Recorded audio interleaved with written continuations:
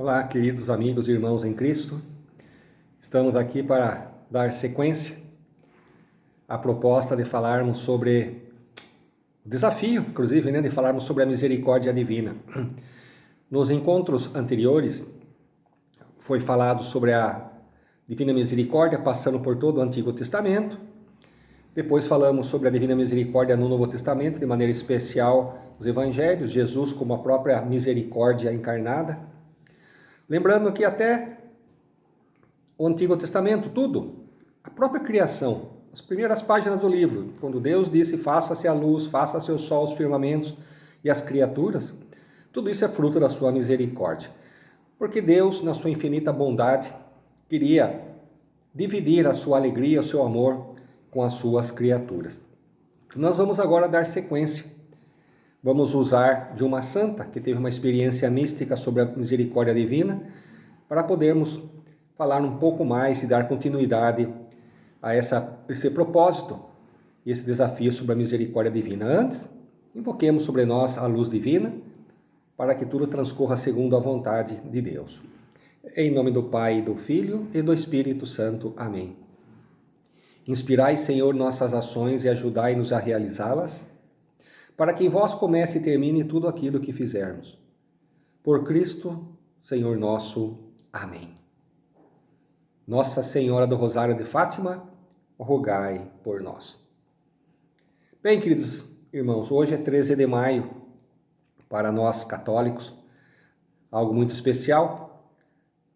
Há 104 anos atrás, as aparições da Virgem Maria em Fátima, os 3 pastorinhos, e ali tudo mais nós vimos também a manifestação da misericórdia de Deus, que enviou a Virgem para que o povo se convertesse, buscasse mais oração. Lembre-se que na sua aparição em Fátima, era ainda 1917, estava em plena Primeira Guerra Mundial, muitas mortes, sofrimentos. Pediu para orarem, para o povo se converter, alertou sobre se o povo não se convertesse, coisas piores viriam. E aconteceu todas aquelas desgraças que nós sabemos, em consequência desta calamidade, dessa tragédia que foi a Primeira Guerra Mundial, inclusive com a própria febre, a gripe espanhola, que veio em sequência e dizimou milhões de pessoas pelo mundo. Bem, hoje o propósito então é falarmos sobre a última manifestação que Jesus fez sobre a sua misericórdia. Eu fiz questão de dar introdução sobre o Antigo Testamento, o Novo, para dizer que a Divina Misericórdia não é anal do Novo. Apesar de nós conhecermos o Jesus misericordioso, que aconteceu há 80 anos atrás, basicamente lá, 80, 90 anos atrás, na Polônia, eu fiz questão de mostrar que não é nada novo. Apenas Jesus quis trazer uma nova proposta, novos meios, novas maneiras de devoção. Mas isso será para nossos próximos encontros. Hoje gostaria de falar sobre Helena Kowalska. O diácono, não é Faustina? Então, vamos lá começar. Estamos lá pelos idos de 1905. Na realidade, no dia 25 de agosto, nasce Helena Kowalska, terceira filha de uma família, já que depois vão ter no total 10 filhos, numa aldeiazinha no interior da Polônia. Nascida no dia 25, logo 2 dias depois, ela é batizada com o nome de Helena. A sua vida vai transcorrendo normal, uma vida simples, uma vida de aldeia, aldeões, cidade pequenininha, E nos idos da década do início do século passado, 1905, foi crescendo, desenvolvendo. Posteriormente, ela vai nos relatar que desde os seus 7 anos de idade, ela já começa a ter umas experiências místicas com o Cristo. Ela começa a sentir a voz da graça dentro da sua alma. Aos 9 anos, ela faz a primeira Eucaristia, as coisas vão crescendo dentro dela. Mas ela nunca conseguiu encontrar respostas para aquilo que acontecia com a vida dela. O tempo passa, foi crescendo, adolescência, Mais ou menos aos 16 anos ela sai para uma cidade vizinha para poder trabalhar numa casa de família, para ajudar a sua família, né, através dos seus ganhos e ajudando-as a se manterem. Passa um ano fora trabalhando, vez ou outra vem para casa, até que próximo aos 18 anos, ela sente esse chamado cada vez mais forte dentro da sua alma, a insistência do chamado. E torno a dizer, ela buscava orientação espiritual, mas ninguém tinha resposta para aquilo que estava acontecendo. E dentro desse chamado, ela procura seguir então uma vida religiosa e vai e pede aos pais, aos 18 anos, para que a liberem para seguir para uma casa religiosa. Os pais a desestimulam rapidamente, não aceitam e a proíbem desse caminhar. Isso foi um banho de água fria na vida de Faustina. Aí ela começa a deixar de dar atenção a essas chamados interiores, essas alocuções interiores, essas vozes interiores que a chamavam para entrar numa casa religiosa. E começa então a entrar na vida normal, de diversões, de uma jovem de 17, 18 anos, a praticar aquilo que a juventude fazia dentro da sua época. Lembre que isso foi há um século atrás, né? E aí, certa vez, aos 18 anos, ela estava com uma de suas irmãs num baile. Naquela época, o baile era final da tarde, até quando começava a escurecer, todos voltavam para casa. Lembre que o padrão moral era outro, né? As filhas não ficavam fora de casa, as filhas solteiras, depois que escureciam. E neste momento, quando ela estava já dançando, ela olha ao seu lado e vê Jesus totalmente desfigurado, sangrando, todo machucado, e chega para ela e vai dizer essa frase: até quando hei de ter paciência contigo? Até quando tu me desiludirás? Isso mexeu muito com Faustina. Foi novamente aquele sopro do Espírito dentro da sua alma. Ela aquietou-se, afastou-se das suas amigas, da sua irmã, e foi sentar num canto ao lado. As pessoas que se aproximavam, ela dizia que estava com uma dor de cabeça muito forte, porque ela está tentando refletir aquilo que estava passando com ela. Dali ela sai. Ela sai no final da tarde, diz para as irmãs, as companheiras que estavam indo para casa, e entra numa igreja.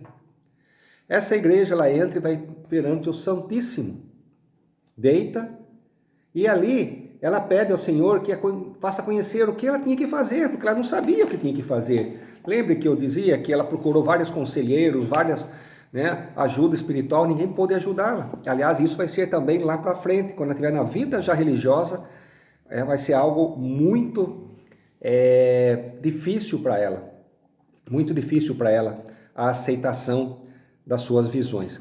Então aí Jesus fala para ela nesse momento: vai imediatamente a Varsóvia, lá entrarás num convento. Foi o que ela ouviu. Dali ela vai para casa, 18 anos completos, encontra-se com a sua irmã, não sabemos qual é, mas ela fala com essa irmã que ela estava indo embora para Varsóvia. Varsóvia é a capital da Polônia.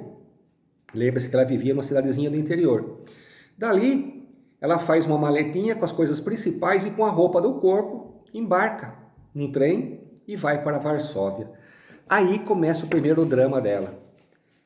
Para quem que vivia numa pequena aldeia, essa aldeia, vejam bem, seria como fosse um distrito aqui no Brasil, um distrito rural, né? Como muitos devem conhecer. Chegar numa cidade grande, né? Capital de um país. Ela chegou na estação rodoviária, ficou totalmente perdida. Ela não sabia mais o que fazer. Aí ela entra numa outra igreja. Ela pede para a Virgem Maria. Ela não vai para uma igreja, ela vai para a Virgem Maria.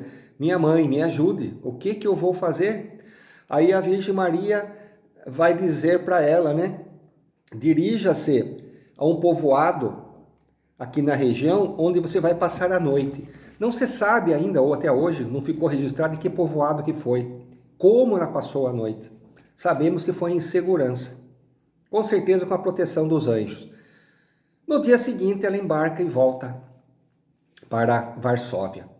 Ali, ela vai falar com o padre e ela recebe a orientação de Jesus, que diz para ela: vai e diga-lhe tudo que está acontecendo, ele te dirá o que vai fazer. Muito bem, ela vai e fala. De imediato, também o padre não sabe o que fazer, mas o que ele faz? Ele a encaminha para uma das suas paroquianas, uma mulher muito justa, que está procurando uma auxiliar. Nessa casa, ela vai e começa a trabalhar.